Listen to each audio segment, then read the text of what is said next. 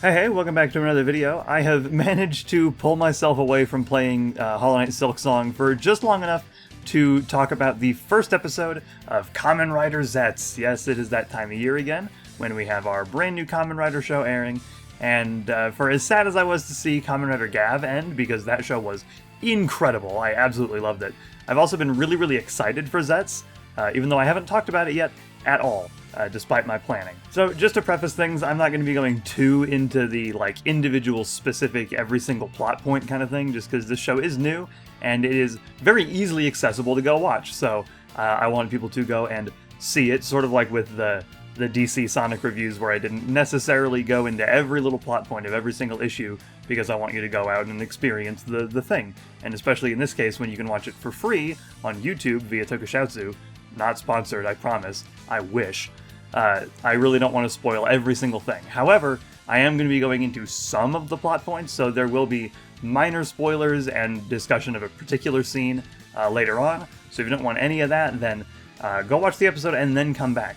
You really should go watch it anyway, because honestly, it's pretty damn good, if you ask me. Yeah, I'm not even going to beat around the bush here. Zetz's first episode was really damn solid. Maybe not as good as Gav's. Gav sold me so fast last year, but I'm already super impressed with Zeztz. It's such a different feeling kind of show. Obviously it still feels like Kamen Rider. It doesn't feel like we're in a whole other medium in this entirely different identity, but it's such a unique feeling kind of writer show, which is pretty amazing given that the main writer, Yuya Takahashi, has written 3 shows prior. He's done X-Aid, Zero One, and Geats, and all of those are good. I like all of them to some degree, but Zeztz, at least based through the first episode, doesn't really feel quite like those. It doesn't feel exactly like any other writer show thus far. Zeztz just has this unique vibe to it overall that doesn't feel like we're retreading all of the old shit over and over again. And that's easily observable just within the first scene. This notable influencer, Nem, has been kidnapped, and the kidnappers are crowdfunding the ransom, and they've got 10 billion yen. And it plays out like the beginning of a spy movie, because that's very much the theme that they're going with. The main character comes in and rescues her, and then there's this shootout that just shows off some of the incredible choreography. It's so good. Jun Watanabe is the action director for the show, as he has been for several previous writer shows like X-Aid and Geats and Revice. I think he was Geats anyway. I know he was action director for Revice. And it's all really damn solid. It's, again, stuff we don't really see that often in Kamen Rider. There's not a lot of action scenes that involve, guns. Again, different. It's not a scene we've seen before directly, at least not that I can immediately think of. I can't recall such a stylistic, dynamic shootout like this in a Rider show, out the top of my head anyway. And I especially love the style of using the bullet casings to show off the credits of the main characters. It's such a neat, really cool stylistic choice, and it's I feel like I said that already, but it's really cool, and I can't stop talking about how cool it is. And the whole vibe of the show is super unique. Especially once we get into the second half and we're actually building into Baku, the main character, becoming Zeztz. Zetz's whole thing is about dreams. It sets up this thing about creatures called nightmares that invade people's dreams and cause bad shit to happen. And it is making such good use of that dreamlike atmosphere and idea. The whole chase sequence when the gun nightmare is going after Baku is so good. There's these jump cuts that'll show him, he'll exit one room, and then it jump cuts and he exits the same room. There's a bit where he goes up some stairs and then immediately has him go down those same stairs. It's so surreal and bizarre and feels like a dream. It's a lot more coherent than any of my dreams, but it definitely, has that vibe of you're not totally operating on the regular rules of reality. And my absolute favorite scene, and the one that really shows that off, is part of the way through the chase, where Baku has been chased into this a janitor's closet or something. This just small enclosed space, and it's this this panning shot, all one take, going across the room. There's probably cuts hidden, but it's shown super well. where things appear and disappear and seem to come out of nowhere. Like there's a bit where it's panning across the side, and Baku's sister is on this phone in the background and is playing a bit of dialogue that she had earlier in the episode, and as the camera continues to pan, you hear it go from that tinny sound of the speakers into she's in the room, and then it pans over and she's there saying the same thing. It's so good, and it pans back, and the gun nightmare comes out of nowhere. It's such a good, like I said, effective use of this dream-like atmosphere that they can use for this show, and it gives such a unique feeling to Zetz's first episode that is not present in really any other Rider show ever. Plus, on a production side of things, this idea of, dreams and things not necessarily needing to make sense, this is a good way for them to excuse, when they're suddenly fighting in the middle of a city, and then 2 seconds later they're way out in the fucking forest. X-Aid did the same thing, where they had the stage select where it would take them to different areas, and this is a good way to explain that. Personally, I've never thought it needs explaining. It's just one of those things with tokusatsu where they shift areas radically and very suddenly, and I don't care. But this is a good, production way to do it, and they do that in this episode. The initial transformation of Baku into Zeztz occurs indoors, but then it cuts pretty much immediately to him fighting the gun nightmare outside, and that shit can happen in a dream. You can just go from one place to another in no time flat, no matter how little sense it makes. And since I've mentioned it, I really gotta talk about Zetz's first actual transformation. It's so cool, dude. It's the sickest shit I've ever seen. From the get-go, your initial standard, he puts on the belt, although Zeztz does have that difference of it being across the body rather than, a belt. But that bit is the same. It's the lead into the standby noise and the transformation pose and shit. But what is really cool is the transformation, sequence afterwards. He's walking forward, and he's this still forming like cloud of mist, and the gun nightmare is shooting, but it goes right through him as he just slowly walks towards, and the suit forms, and it's just sick as hell, man. It's the coolest thing I've ever seen, and it's the exact kind of awesome shit that I love tokusatsu for, that you don't really get to see in a lot of other things, and I'm glad to see that sort of leaning into cool stuff like that. I don't think they'll do that effect every time. It's really slow, but as a first transformation to really give us sort of a grandiose look at Zeztz coming to be for the first time, it works. It really works, and it's super cool. I've seen the episode 3 times, and that first transformation just gets cooler every single time I see it. So props to whoever the hell came up with that. Also, the first actual fight scene with Zeztz is awesome as hell too. Now that, he can actually hold his own against the monster since he's transformed, we get to see him really fight, and there's just such a, if you'll pardon the pun, an impact to every single hit from Zeztz. There's such this palpable strength every time he hits the gun nightmare. It's such a powerful, feeling kind of fight. It's hard to describe. You kind of have to just know. It's a vibe that I've got in my soul, but it's really cool. And I can't help but wonder if they're going to, play with those effects a little bit, because Physicam, his base form, seems to be very much, based on that raw strength, it hits hard kind of thing. But other forms might not. They might hit, faster, sort of like how Master Gav at the end of Gav was super fast. So we might have one of that. I wonder how they'll do it for the upgrades. I'm super excited for how the action is going to go in the show, just because of the way that it feels. It's so, different. It's so good. Also, I just really gotta geek over how glowy the suit is. We haven't had a really, glowy rider suit since Phase, and that was almost 20 years ago. That might have actually, that was 20 years ago, because Paradise Regained was for the 20th anniversary.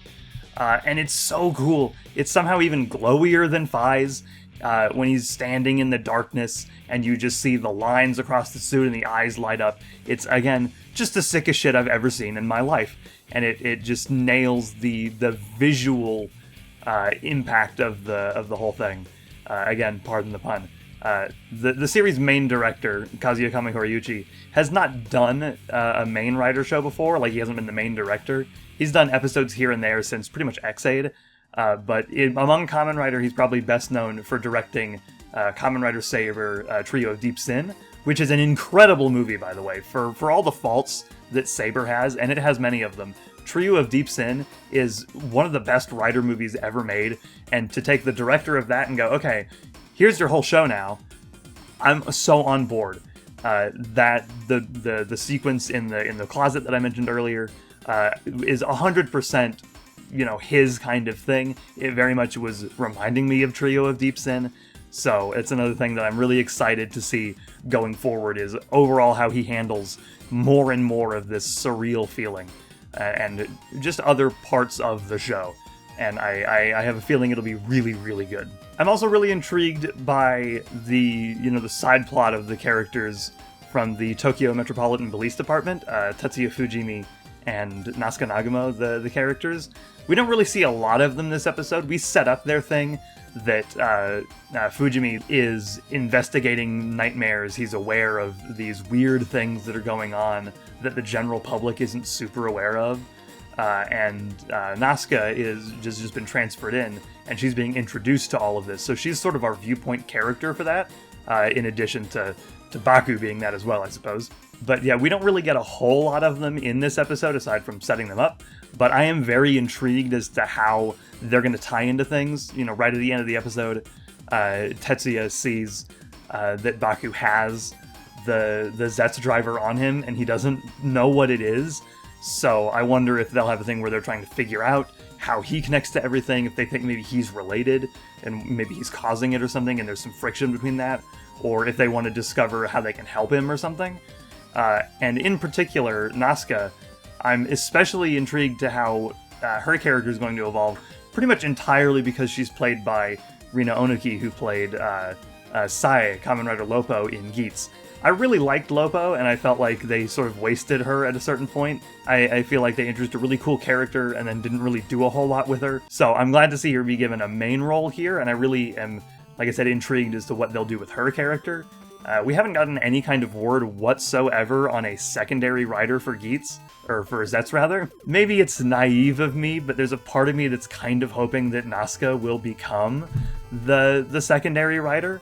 It wouldn't be the first time we've had a female secondary now. We got that with Gotchard, with Majade, and yes, she is the secondary. I don't know if that's where they'll go, but I'm always going to be in favor of more female writers, so I'm intrigued to see what goes on with Nasuka as a character, and whether she becomes a Kamen Rider or not. I hope she sticks around as a just constant within the show, sort of like Koyomi and Wizard, but more, because Koyomi kind of had to vanish for a little while. Or, not Koyomi, Rinko. Oh my god, I haven't seen Wizard in forever. My brain is all messed up. But yeah, I'm interested in both of those characters, but most especially Nasuka, just because I think we have a chance to put Rina Onuki in another Kamen Rider role and do more with her than with Zeztz. But either way, like I said, I'm just excited to see what they do with her and with Tetsuya as well. So last thing that I want to talk about, it's kind of an elephant in the room that has existed since the initial announcement of Zeztz, that first teaser trailer that we got, and that it featured AI-generated backgrounds. That sucks. Consider this my official statement on this channel. AI-generated images and art and all these and AI-generated voices, especially without any kind of consent from the actors, sucks. I hate it, and it's bad. And it was really, really disappointing to see the trailer for Zeztz do that. But as far as I can gather from the following teaser trailers and from the show, I don't think there's been any more AI usage, at least not in anything that's actually in the episode. I will say that there was a bit where Zeztz, knocks the gun nightmare into this weird dimension to show off some effects, and some of the backgrounds in that look like they might have been AI, but I really can't tell for sure. And they go by so fast that it really is tough for me to tell, and I don't want to make an accusation where there isn't any. So, as far as I can tell, there hasn't been any definite AI usage in the show or in any of the following teasers after that first one, and hopefully that remains a constant, because again, AI images and shit suck ass. So I think that is pretty much going to be it. That's more or less everything I wanted to talk about with this first episode, and I've been yapping for a good while about it. I don't know how long this will be once I've cut everything down and gotten rid of some of the dead air, but it's been 20 minutes I've been yapping about this so far. Overall, I really enjoyed it. Like I said, I've seen it 3 times so far. It has been a fun watch every single time. I'm excited for more. But, this is sort of the honeymoon period. I'm this way with every Rider show right at the start, and there's, the chance that it fluctuates, but I've got confidence. Like I said, I like Yuya Takahashi as a writer. He definitely has his issues, but I have enjoyed every show he's written thus far at the end of the day. So I'm confident in Zetz's quality. The action is incredible. I'm interested in the characters. I love its vibe of this, the whole dreamlike state of a whole lot of it. I think there's potential for it to be another home run Reiwa Kamen Rider series after we just had Gav, which is a pretty solid contender for like top 5 Rider shows of all time. So Zeztz definitely has big shoes to fill, and it's probably not totally fair to compare it to Gav because, different shows, they're trying different things. But in terms of just a general quality, I hope we can at least be comparable to that. It would be really awesome to get, just home run after home run after home run of Rider shows, kind of like how Sentai's been the last, 5 years. Pretty much ever since Kira Major, they've just been knocking it out of the park and making great shows constantly. And I'd love for Kamen Rider to be in that same situation, just especially after we've seen, how good Gav is. I really enjoy Zeztz. If you haven't seen Kamen Rider before and you somehow stumbled across this video, Zeztz is a good place to start. It's from nothing, basically. Every Rider show is, and you can watch it on YouTube, on Tokusatsu's channel. They're streaming, literally live streaming the episodes. It's this bonkers whole thing. There will be VODs of 5-episode chunks later, once there have been 5 episodes, but as it is, you kind of just have to jump into the live stream and hope the episode has just started, which is dumb as hell, but it's something, and there are other methods that you could use to watch essentially these subs. But, watch it through the YouTube channel if you can. At the very least, wait for those, 5-chunk VODs so you have control over when the fuck the episode starts, and show some official support to this release, because the fact that it's happening at all, even if it is bizarre, is pretty amazing. And hopefully we can get to a point where we don't need to have, bonkers ass YouTube stream premieres for these episodes, and we can just watch them on YouTube or on some other service like Subaraya does for Ultraman. That's going to be it for me. I hope you have a good day, afternoon, evening, whatever time it is for you, and I will see you guys next time.